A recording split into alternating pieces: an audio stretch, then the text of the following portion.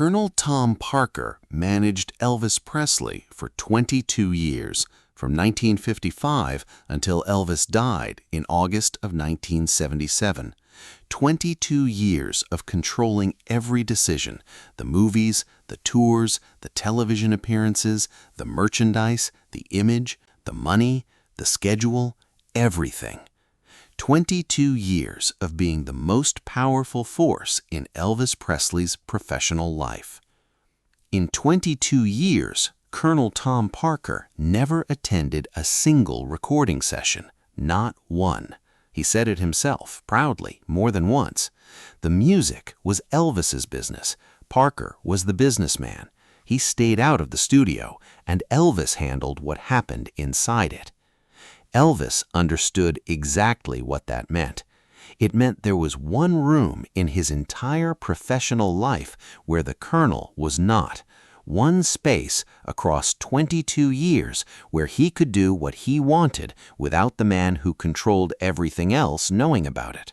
And Elvis, who had spent 2 decades being told what to record, what to wear, where to perform, and what not to say, used that space in ways that Colonel Tom Parker never fully understood. This is the story of 3 things Elvis recorded that the Colonel either didn't know about or couldn't stop. 3 different moments across the arc of his career where the studio became the one place where Elvis was completely himself, where he recorded not what the commercial machine required, but what he needed, where the music said things that Elvis could not say any other way. The Colonel never attended a session. Elvis made sure some of those sessions counted. In 1958, Elvis Presley was stationed in West Germany with the United States Army.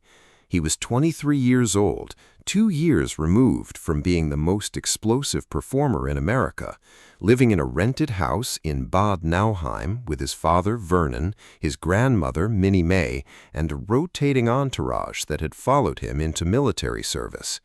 He was performing no concerts, he was releasing no new music, except the pre-recorded material RCA had stockpiled before his deployment.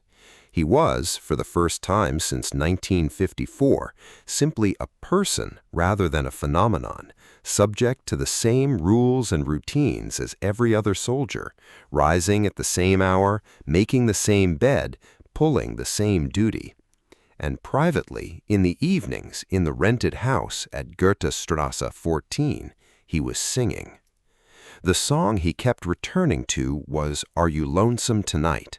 Written in 1926, never a hit for any of its many recordings, a parlor song with a spoken bridge borrowed from Shakespeare.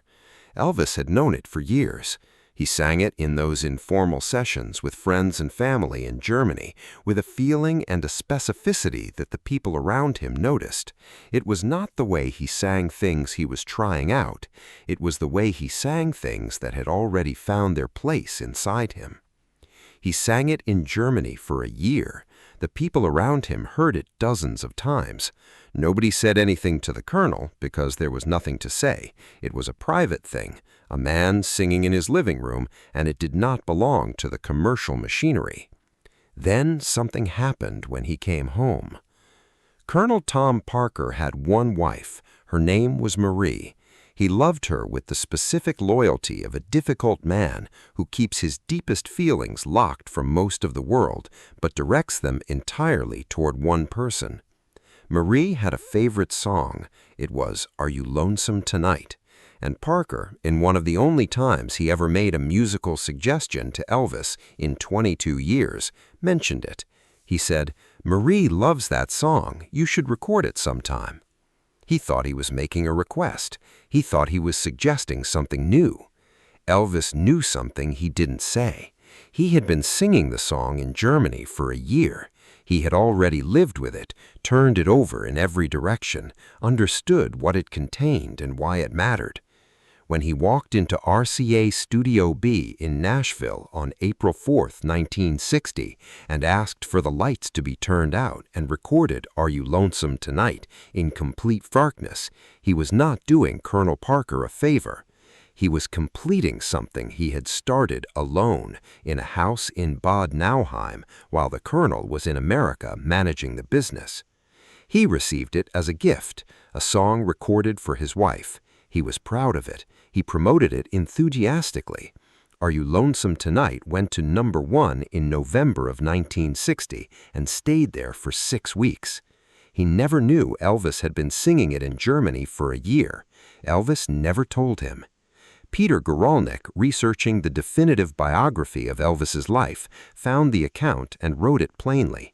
It was probably one of the few times Elvis ever put one over on the Colonel, and he never let him in on the joke. Between 1964 and 1966, Elvis Presley essentially stopped recording. Not officially.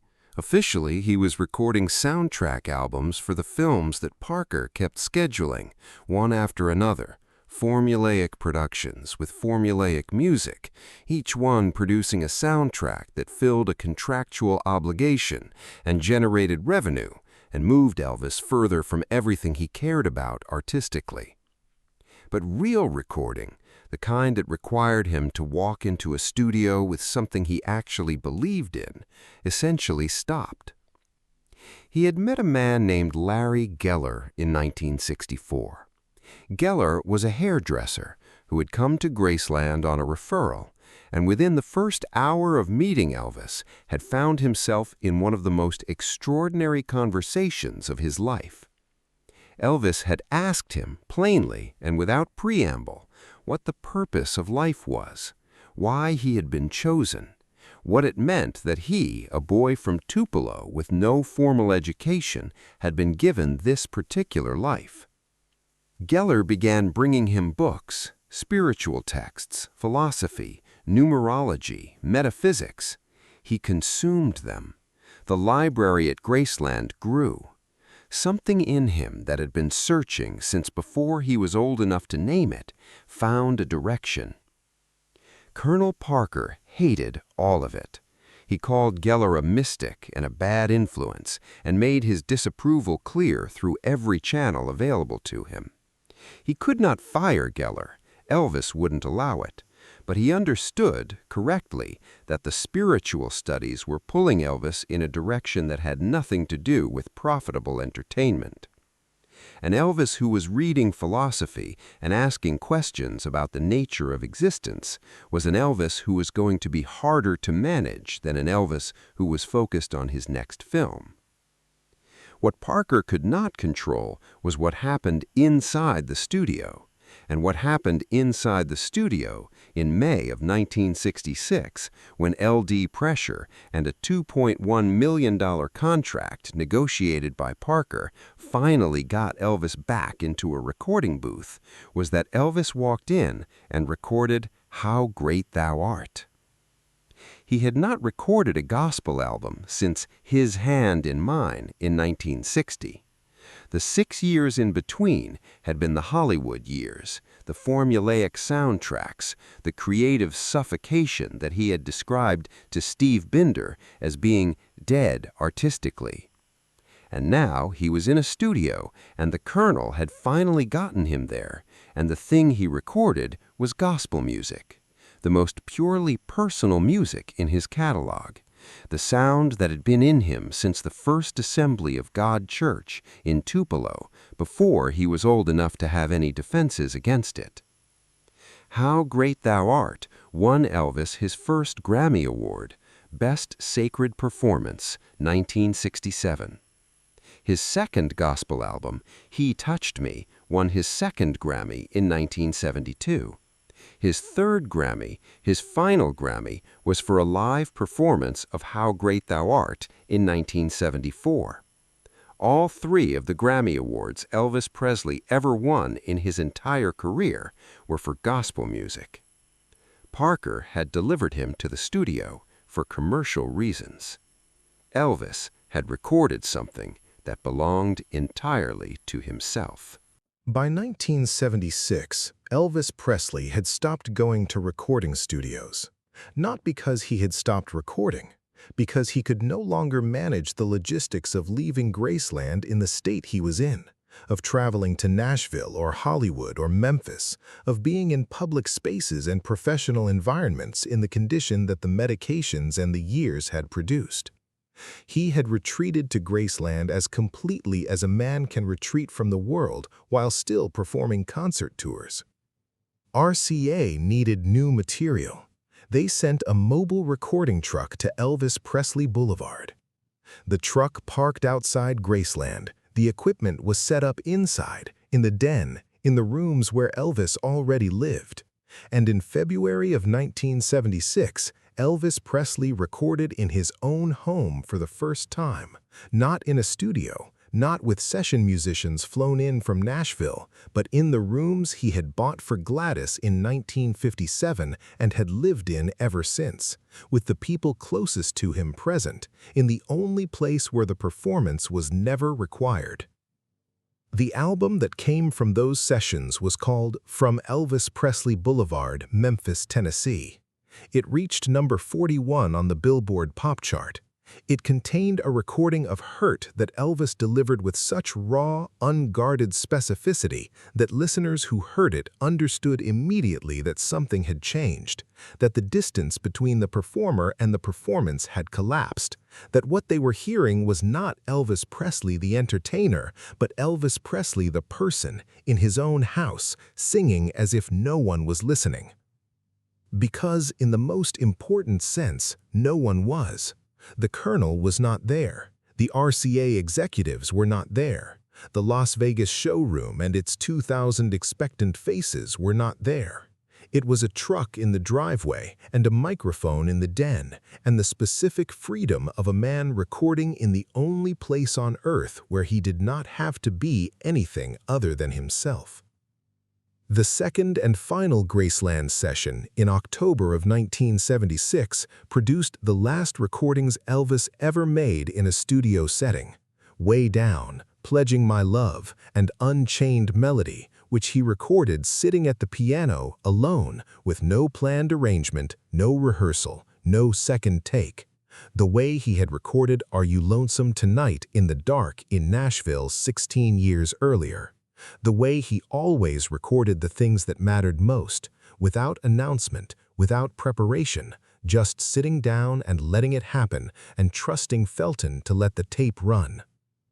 Unchained Melody was released posthumously. He had been dead for months before anyone heard it. Colonel Tom Parker attended 0 recording sessions in 22 years. He managed everything else. The money, the contracts, the films, the schedules, the image. Every part of Elvis Presley's professional life that existed outside a recording booth was Parker's territory, controlled with the specific thoroughness of a man who understood that control was the product he was selling. But the studio was Elvis's room, the one place in 22 years where the Colonel was not. Elvis used it carefully. He recorded Are You Lonesome Tonight for a wife whose husband thought it was a gift, not knowing Elvis had been living with that song alone in Germany for a year. He walked into a studio the Colonel had finally gotten him into and recorded How Great Thou Art, the most personal music he ever made, winning 3 Grammys that Parker had nothing to do with. He brought a recording truck to his own driveway and sang in his own house, finally, in rooms where no performance was required. Felton Jarvis said you could hear him finding himself again. The last thing he recorded was Unchained Melody, alone at a piano in October of 1976. No arrangement, no rehearsal, no second take. 10 months later, he was gone. The Colonel never attended a session.